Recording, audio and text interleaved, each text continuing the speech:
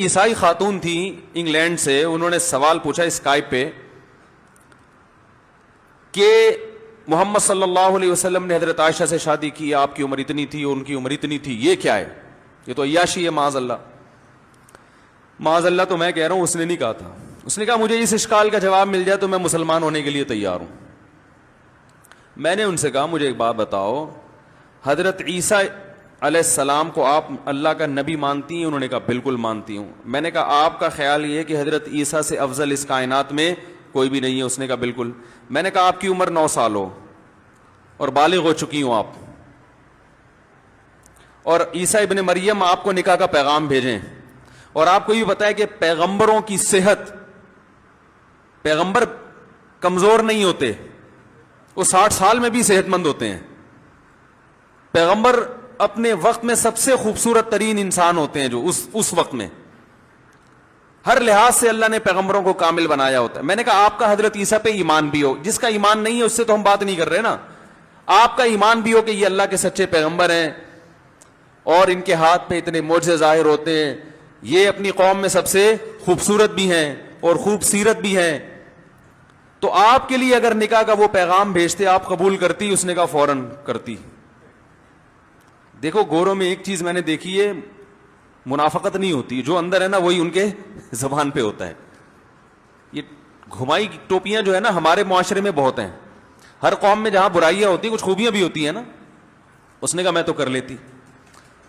تو میں نے کہا ممی عائشہ کے ابا نے بھی یہی سوچا کہ جب یہ پیغمبر ہیں اور میری بچی بھی اسی ماحول میں تربیت پائے گی،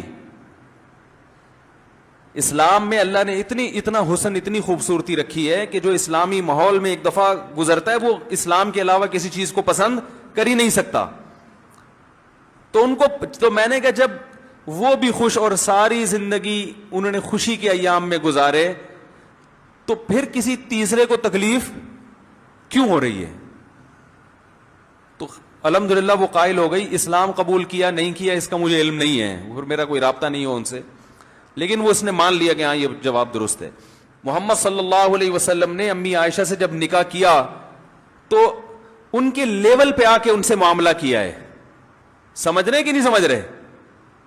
حالانکہ آپ کا لیول کتنا اونچا تھا، ساری کائنات کے سردار، مگر امی عائشہ سے جو آپ کا معاملہ تھا وہ ان کے لیول پہ آ کے، سمجھ رہے ہیں؟ تو جیسے ہم حدیث میں دیکھتے ہیں کہ ان سے محبت کا اظہار کس طرح سے کیا، وہ کھیل رہی ہیں گھر میں گڑیوں سے اور آپ صلی اللہ علیہ وسلم ان سے مزاح کر رہے ہیں کہ یہ پر والے گھوڑا کہاں سے آ گیا آپ تمہارے پاس، گھوڑے کے تو پر نہیں ہوتے۔ انہوں نے فرمایا یا رسول اللہ جنت میں جو گھوڑا ہوگا وہ، انہوں نے فرمایا یا رسول اللہ سلیمان علیہ السلام کا گھوڑا تھا یا جنت میں، فرمایا کہ اس میں پر ہوگا، مجھے بھی پوری روایت یاد نہیں ہے۔